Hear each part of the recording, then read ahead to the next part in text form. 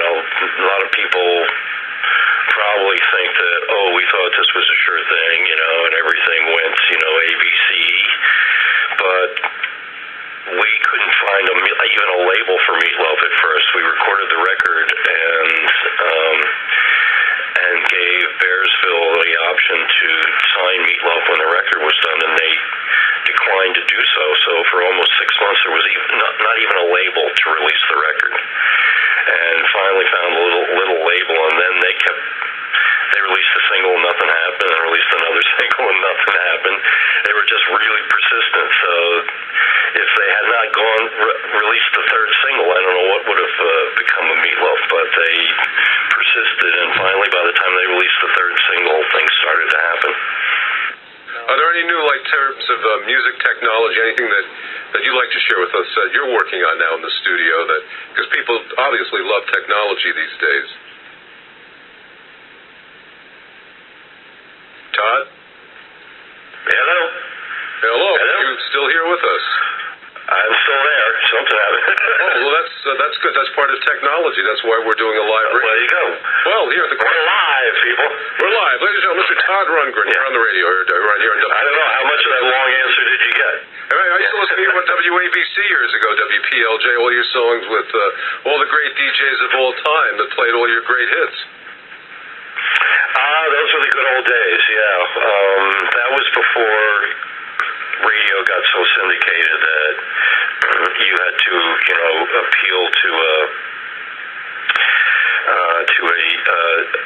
a market evaluation company before they would release your records anymore. But, back in the 70s, there was a time when DJs still had a lot of control over, what got played on the radio. It wasn't all coming down from a syndicator somewhere. Anything you'd like to tell us, Todd, about your special anniversary coming up 40th year, whether you're going to play the whole album or anything else about some of the other albums or other things that may happen during the anniversary? Well, I have a new album coming out in April, so I will be obligated to do some promotion behind that, along with, whatever other touring I happen to do. I've got a few dates in the spring that I have to clean up with Ethel, the string quartet I was out with earlier this past year. We've only just started booking stuff now, so by the time the new year rolls around, I may even have some idea about when I'll be in the New York area. How about Kazim Sultan? From Utopia? Does he play any role in this anniversary? I'm sure Kaz will be there, yeah, and he'll be doing probably some gigs with me next year, whenever that occurs. That's terrific. So yeah, I see Kazim all the time. How's he doing? Well, he's doing good. Of course, he lives on Staten Island, so I imagine there's, his neighborhood is probably in some. I don't know exactly, relative to what, relative to the damage where he is, but yeah, he had a hurricane. Yeah, there was a lot of damage over there, but in the meantime, I'm going to play a song that a lot of people are familiar. Bang on the Drum All Day. I guess you're very familiar with that one. Oh, yes, I am. I'm kind of thankful for it. Anything you would like to share about that song before we play it? Well, it was kind of, like dreamed a song. You don't often have a song that you dream a whole song up, but I was actually asleep and woke myself up and recorded what little bit I could remember from the dream, and it turned into just, one of my more popular songs, especially for people who make commercials, like Carnival Cruise Line. Well, let's play your great song, Todd Rundgren with Teddy Smith, Bob O'Brien here at WPAT. We got a great show all hour, some great musicians coming up. In the meantime, we're going to bang on the drum all day, all night, and probably all morning, too, as well, Todd. So here it is. Okay. We'll be back with you in a moment. Listen in. Todd Rundgren, WPAT.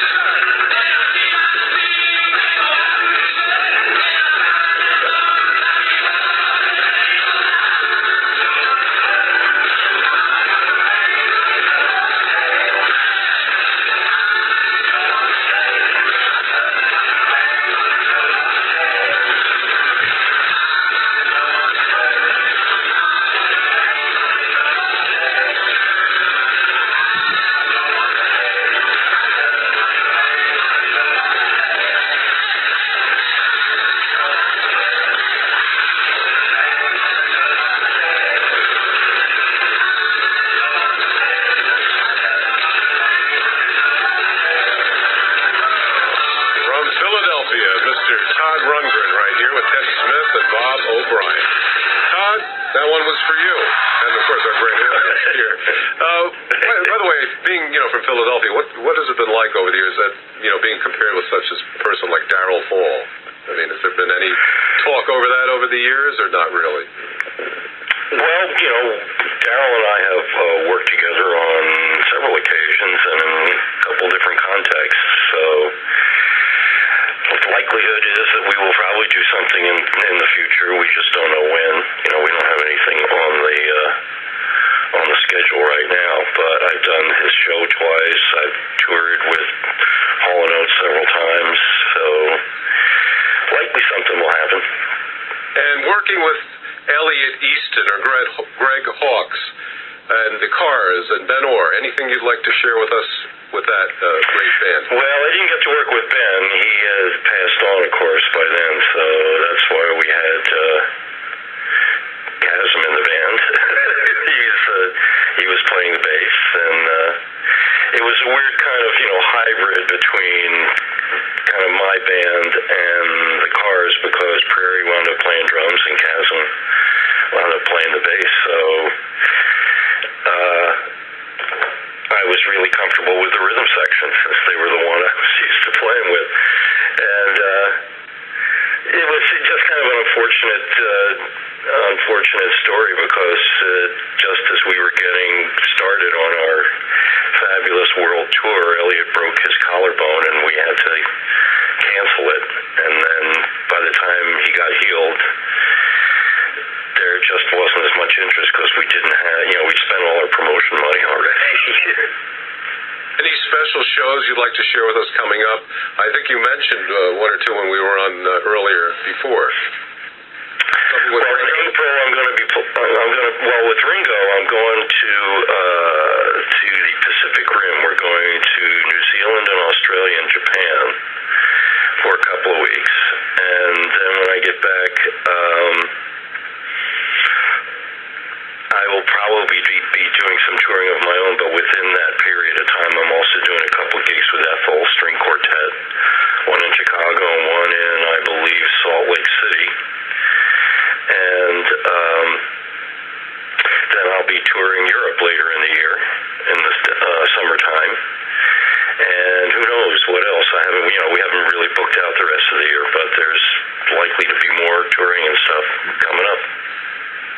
How about playing with Joe Jackson? What was that like? That was great. That was also with Ethel, the string quartet. We had a kind of a 3-act little show there. Actually, kind of a 4-act little show, because Ethel did some of their own stuff as well. And it was just kind of a little, a lot of pressure on me, because Joe's such a good piano player and I am so not a good piano player. I kind of depend more on the guitar than I do on the piano. So and we went to Europe with that as well. So that was fun, because it's always great to get to other countries. What was your favorite song, Todd, that you released? I have no idea. I have no, that's one of those absolute things that is impossible to answer. It's especially hard when when my head is into a bunch of new music like I'm working on now. It's hard to go back and remember, the stuff that I've done 30 years ago. Right. Well, we'd like to definitely have you come back into the studio here live here with Teddy Smith and Bob O'Brien, as Bob's running down the hallway now. Look at him with all those vinyls in his hand. My goodness sake. And we're going to be, actually, we play the All Request Show all night long here with Teddy Smith and Bob O'Brien, all week long. Play all your great music, with vinyls. Excellent. Okay. Well, and also, pops and clicks. Exactly. And, what was the experience like being on the David Letterman show and working, along there, sitting along there with Paul Schaefer? Anything you'd like to share with that moment? Well, I've gone back to for almost the very beginning of the show. I did Dave's show when he was still on NBC, and the band was just a quartet, and I appeared many times on the show then, and it was kind of easier to appear then because I didn't live. I lived in New York, but I lived in the New York area, so it was easier to show up.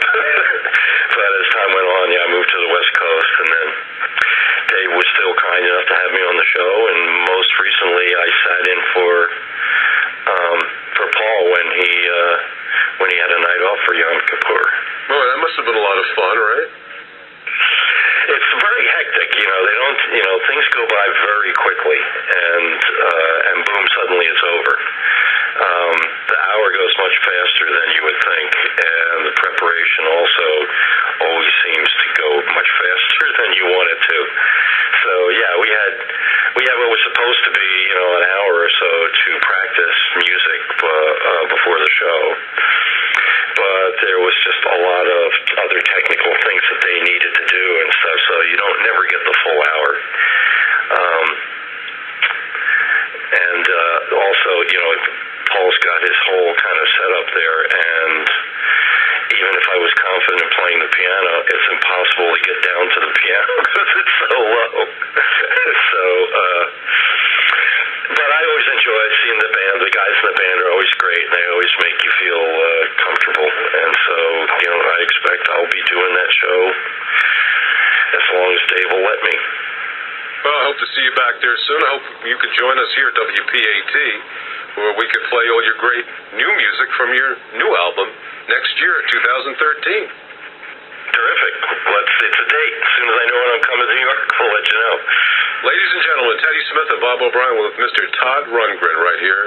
And we're on 729 right now. Bob is in the room now. We're just getting ready to go. And if you could just hold on a second, Todd, I'd just like to speak with you off the air for a moment, if that's possible. So stand by. Okie dokie. And we want to thank... Oh, by the way, is there any last words of wisdom you could share with us this evening as we're in the holiday season and wishing your family a Merry Christmas and a Happy New Year?